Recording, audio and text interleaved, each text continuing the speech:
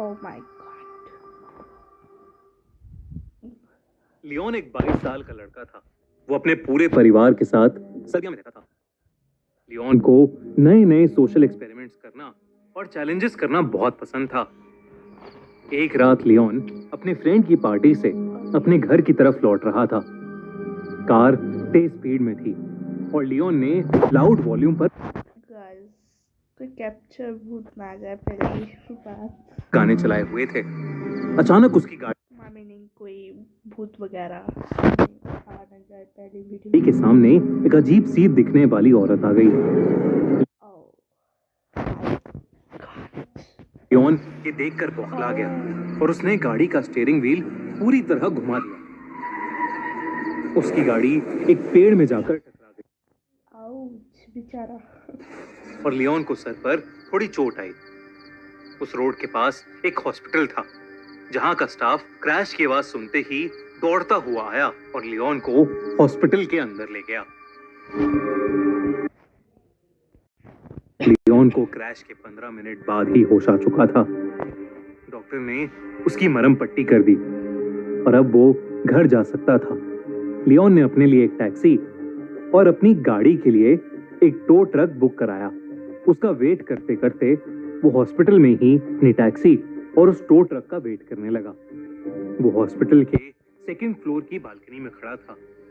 वो बार बार उस औरत के बारे में सोचने लगा जो अचानक उसकी गाड़ी के सामने आ गई थी, मगर उसे लगा कि शायद वो उसके मन का कोई वहम होगा। उस बालकनी से लियोन को उसकी क्रैश्ड गाड़ी साफ नजर आ रही थी। उसने अपने मॉम डैड को अपने एक्सीडेंट के बारे में इन्फॉर्म करने के लिए फोन निकाला ही था कि उसका ध्यान अचानक गाड़ी से कुछ दूर लगी एक स्ट्रीट लाइट पर गया। उस स्ट्रीट लाइट के नीचे उसे वही औरत दिखी जो उसकी गाड़ी के सामने आ गई थी। वो उस स्ट्रीट लाइट के नीचे बेहद अजीब तरीके से डांस कर रही थी। लियोन उसे देखकर बहुत चौंक गया और अपने फोन से उसे रिकॉर्ड करने ओह माय गॉड भाई तू भाग। रिकॉर्ड कर रहा है। लगा कि तभी लियोन के फोन पर किसी का कॉल आ गया। लियोन ने जल्दी से फोन काट दिया, लेकिन उसने जैसे ही वापस उस स्ट्रीट लाइट की तरफ देखा तो वो औरत अब वहां से गायब हो चुकी थी। उसके फोन की रिकॉर्डिंग भी अपने आप गया फिनिश। बंद हो गई। जब उसने अपनी फोन गैलरी चेक करी तो उसमें वो वीडियो थी ही नहीं। लियोन ये देखकर थोड़ा घबरा गया। उसके कुछ ही देर में उसकी कैब वहां आ गई, इसलिए और वो तुरंत वहां से निकल गया। मगर वो अभी भी काफी बौखलाया हुआ नजर आ रहा था। घर पहुंचते ही लियोन ने उस औरत के बारे में सर्च करना शुरू कर दिया। जब उसने इंटरनेट पर देखा तो उसके होश उड़ गए। इंटरनेट पर लियोन को एक वीडियो मिली जिसमें वही अजीब सी दिखने वाली औरत उसी स्ट्रीट लाइट के नीचे वैसे ही अजब तरीके से डांस कर रही थी। इंटरनेट पर लोग उस औरत को सर्बियन डांसिंग लेडी कह रहे थे। कुछ लोग तो उस डांसिंग लेडी को एक भूत भी बोल रहे थे और कह रहे थे कि वो डांस नहीं बल्कि कोई भूतिया रिचुअल कर रही है। ये सब देखकर लियोन उस औरत में और इंटरेस्टेड हो गया। अगली रात लियोन अपने छोटे भाई निको के साथ कैमरा लेकर उसी जगह चला गया जहां उसे वो औरत दिखी थी। वो दोनों रात के 12 बजे उसी स्ट्रीट लाइट से थोड़ा दूर जाकर छुप गए और कैमरा निकालकर उस औरत का वेट करने लगे। बहुत देर हो गई मगर वहां कुछ भी अलग नहीं हुआ।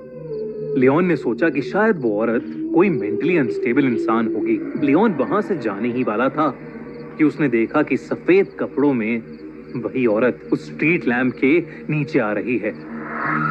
उसका चलने का ढंग बेहद अजीब था।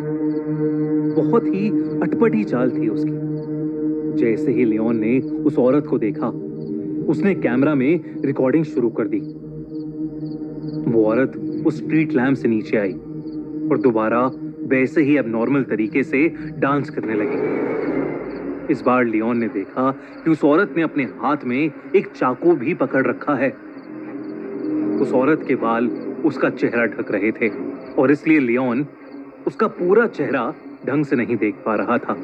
अचानक ही वो औरत डांस करते करते रुक गई और देखते ही देखते उस औरत की हड्डियां चटकने लगी और उसके हाथ और पैर अजीब तरीके से मुड़ने लगे। तभी उस औरत ने अपना चेहरा लियोन की तरफ किया और वो उसे देखते ही जोरों से हंसने लगी। उस औरत का चेहरा डिसफॉर्म्ड और बेहद डरावना था। वो अब धीरे धीरे लियोन और निको की तरफ चलकर आ रही थी।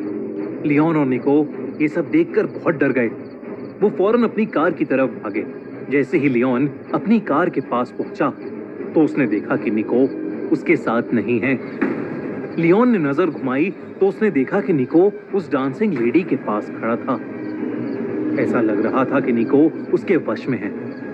लियोन ने निको को जोर से आवाज लगाई और निको अब भाई सच में वश में है, तू जा। मानो वापस भागने की कोशिश कर रहा। होश में आ गया हो। निको जल्दी से वापस कार की तरफ भागा और लियोन और निको दोनों कार में बैठकर वहां से निकलने लगे। जब लियोन ने आसपास देखा तो वो डांसिंग लेडी कहीं नहीं थी, लेकिन फिर अचानक ही वो लियोन की कार के सामने आ गई। उसे देखकर लियोन की रूह कांप गई, लेकिन लियोन ने अपनी कार नहीं रोकी। लियोन की कार उस डांसिंग लेडी के आर पार हो गई और जब लियोन ने अपने रियर व्यू मिरर से पीछे देखा तो वो डांसिंग लेडी उस रोड पर खड़ी लियोन को ही घूर रही थी और फिर अचानक वो हवा में कहीं गायब हो गई।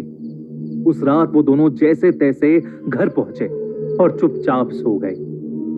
अगले दिन निको ने लियोन को बताया कि उस डांसिंग लेडी ने पिछली रात निको से कहा कि वो खुद डेथ है और वो जिसको भी देखेगी वो उससे उसकी सबसे करीबी चीज छीन लेगी।